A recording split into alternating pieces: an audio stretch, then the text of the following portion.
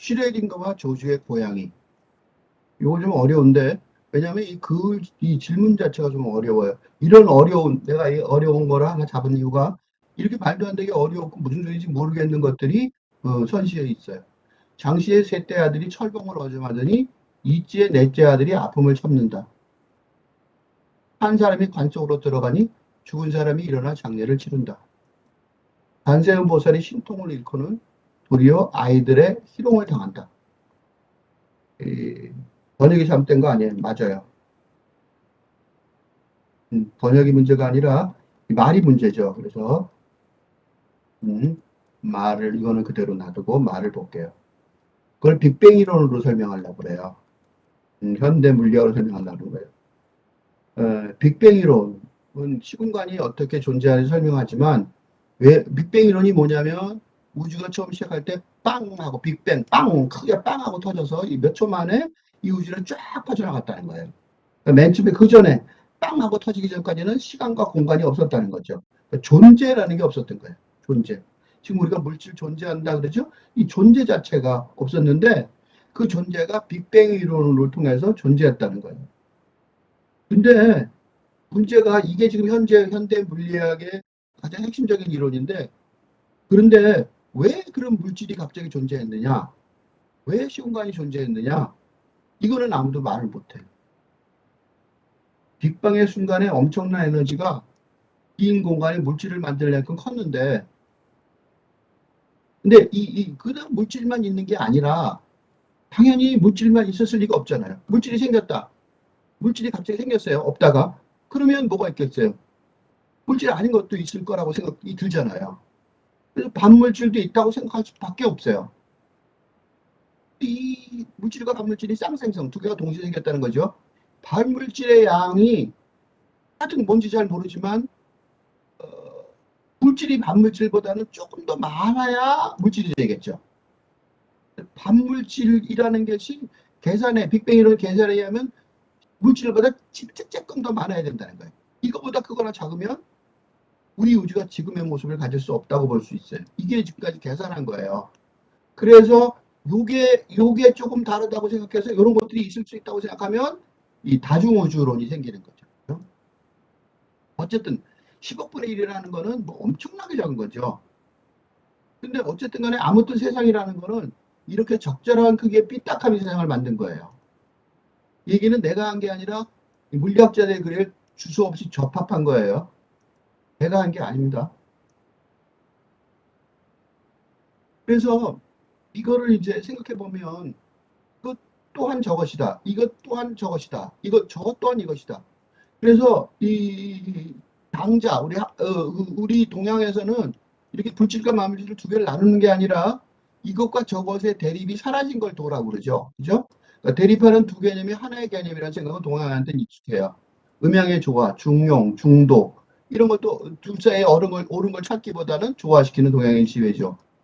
그러니까 논리적으로 보자면 두 명제 가운데 하나는 진리고 하나는 거짓이겠죠. 이런 이분법이 선악 개념에 기초한 기독교에서는 친숙해요.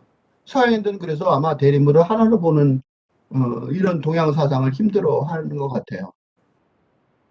20세기 초 물리학, 현대물리학, 특히 양자역학이 발견한 거는 바로 이런 동양의 지혜예요. 이렇게 두 개가 구별이 안 된다는 거죠. 양립하는 두 개념이 혼재한다. 이게 자연의 본질이라는 거예요. 그래서 이 쌍생성, 뭐 이중성, 그게 반물질 얘기가 그래서 나오게 된 거죠. 물리학에서는 이것이 처음으로 이중성, 나중에 상보성이라는 용어로 공식화시켜 나갔는데 상보성의 중요한 예가 바로 불확정성의 원리예요. 그래서 이 원리는 자연을 이해하는데 제약이 강해지는데, 그러니까 과학적으로 서양 과학적으로 생각하기는 좀 어렵죠. 그래서 그 물리학자가 이제 우주를 완벽하게 기술하는 전지적 위치가 아닌 거죠, 더 이상. 주관적이고 확률적이고 불확실한 세상으로 내동댕이 쳐진 거죠. 이게 너무 이해하기 힘들어서 아인슈타인도 이해를 잘 못했어요. 그래서 물리학자 슈레딩거가 그 양자역학의 기이함을 설명하기 위해서 슈레딩거의 고양이라는 사고 실험을 제안했어요. 그러니까 상자 안에 방사성 물질과 고양이 한 마리, 독약이 든 병이 있는데 방사성 원자가 붕괴하면 망치가 독약이 든 병을 깨뜨려서 고양이가 죽게 돼요. 붕괴하지 않으면 살 거예요. 문제는 일정한 시간이 지났는데 살아있는지 죽었는지 알 수가 없다는 거죠. 그러니까 보통 상식으로는 상자를 열어보지 않아도 생사가 결정되어 있겠죠. 양자역학은 달라요. 양자역학은 상자를 열어보지 않는 한 고양이는 살아있지만 죽어있는 중첩 상태, 그러니까 고양이가 살아있지만 죽어있는 중첩 상태라고 그러는 거예요. 이게 이제 양자역학을 설명하기 위해서 가장 중요한 사례로 드는데, 이 얘기를 좀 더 물리학적으로 하면 빛이 입자와 양자설이에요. 빛의 입자와 파동설. 그렇게 설명하면 좀 더 쉬워요. 왜냐면 빛은 입자이면서 동시에 파동이에요. 그러니까 무슨 소리냐면 입자는 하나의 물질이죠. 하나의 물질이라면 당연히 있을 건 있고 없을 건 없겠죠. 근데 파동이라면, 파도처럼 치는 거라면 입자가 파동의 맨 위를 꽃게로 갔을 때 있고 내려갔을 때 없다고 치면 있는지 없는지 모르겠죠. 그죠? 빛이 입자이면서 동시에 파동이라는 생각을 하면 그게 양자역학이에요.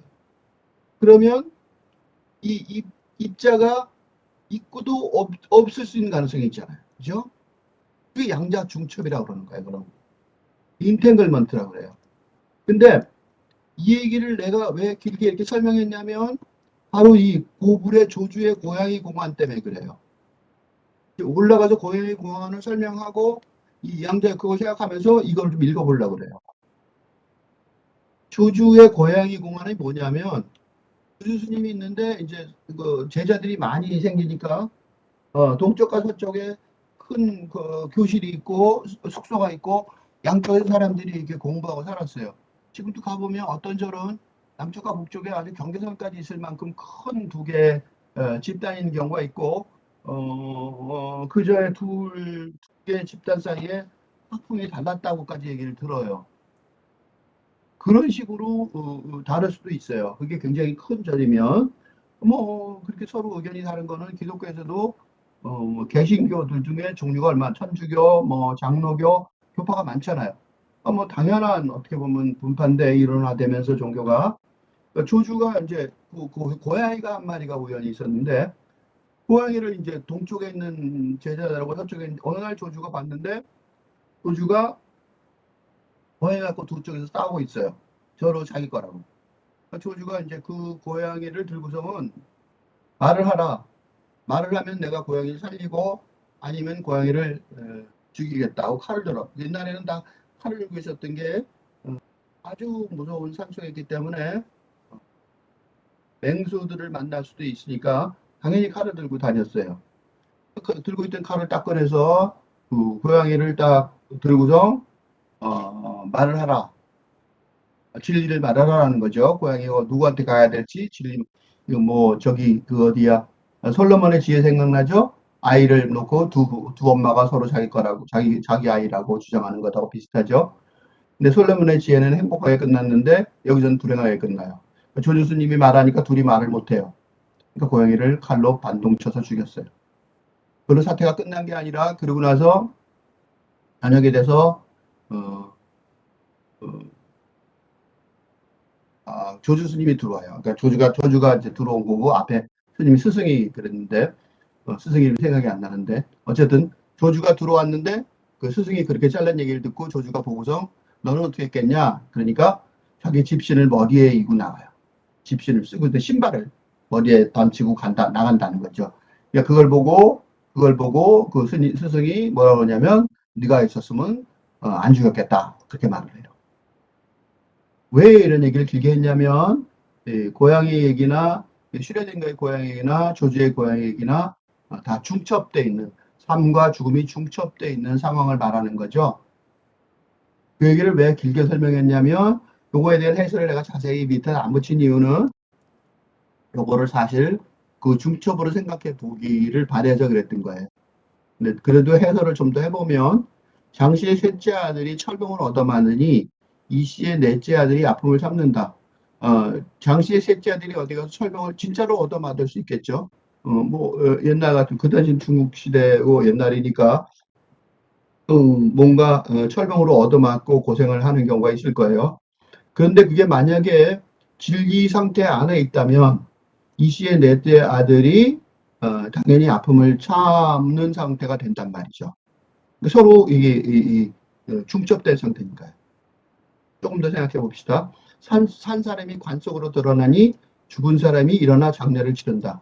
이거는 산 사람이 관 속으로 들어가는 그런 이 우화가 있어요. 어떤 스님이 자기는 뭐 우화가 많으니까 자기는 죽겠다라고 유명한 스님이 선언을 해요. 보화 스님이. 그래서 이제 관을 쥐고 다니면서 나는 여기 오늘 들어가서 죽을 거야.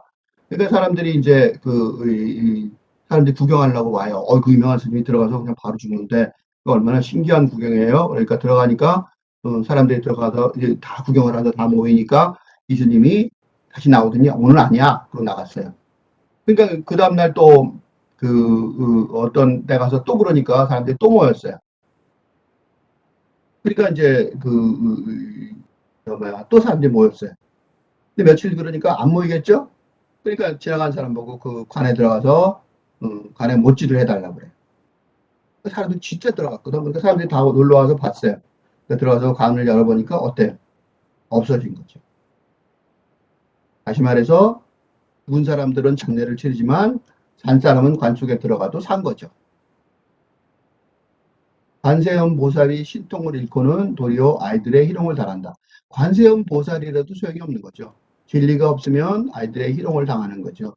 그러니까 이 전체 얘기는 다 한마디로 진리를 관통하면 말이 안 되는 것 같은 그런 상황인데 다 말이 되고 진리가 없으면 관세음보살이 신성한 어떤 능력을 잃어버리면 아이들의 희롱을 당할 수밖에 없을 정도로 아무것도 아니라는 거죠. 그러니까 한 사람의 관 속에 들어가도 살고 죽은 사람은 죽은 사람 살아있어도 죽은 사람이죠. 그러니까 살아있어도 죽은 사람이고 산 사람은 죽었어도 산 사람이죠. Death in life, life in death 그런 말 있죠. 예. T.S. 엘리엇이 T.S. 엘리엇이 이렇게 나오는 개념이 있는데 life, life and death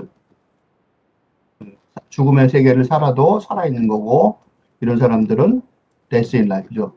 살아있어도 죽어있는 거죠. 그래서 이 살아있어도 죽어있는 이게 이제 우리 이순신 장군의 죽으려면 살 것이요. 그 얘기하고 비슷한 거잖아요. 그러니까 이게 우리의 기본적인 어떤 기본적인 진리의 어떤 우리 이순신 장군이 말한 것도 마찬가지로 바로 이거죠. 그죠? 라이프 앤 데스다 이거죠. 죽으려고 그러면 살 것이다 이거죠. 그러니까 요 앞에 요 얘기는 뭐냐면 옆집에 셋째 아들이 설병을 맞아요. 설병을 얻어맞는 거는 넷째 아들이 얻어맞지만 중요한 거는 이찌의 넷째 아들은 아픔을 참아요. 즉 이찌의 넷째 아들은 라이프는 됐어요. 살아있는 사람이에요. 그러니까 옆집의 셋째 아들이 철봉을 맞는 거를 자기가 고통을 당해요. 자비의 힘을 가진 거죠. 이런 사람은 산 사람인 거죠. 산 사람이 관 속으로 들어가는 사람인 거예요. 그러니까 셋째 아들이 철병을 맞는 셋째 아들은 어떻게 되는지 모르지만 이 넷째 아들은 아픔을 참는 사람이죠. 이 사람은 이제 관세음보살이 신통이 있는 사람이고 요 관세음보살이 신통을 잃고 아이들의 희롱을 당하는 거는 보통 사람들이죠. 예, 그래서 뚜렷하게 구별이 되죠. 그러니까 요 사람들은 죽어 있어도 살아있는 사람들이고 그게 슈레딩거의 고양이 문제도 그렇게 해결할 수 있지 않을까. 조주의 고양이 문제도 집시를 머리에 인 거는 라이프 앤 데스죠. 그러니까 라이프 앤 데스를 보여주니까 그랬으면 안 죽었을 텐데. 그죠? 그러면 죽일 필요가 없잖아요.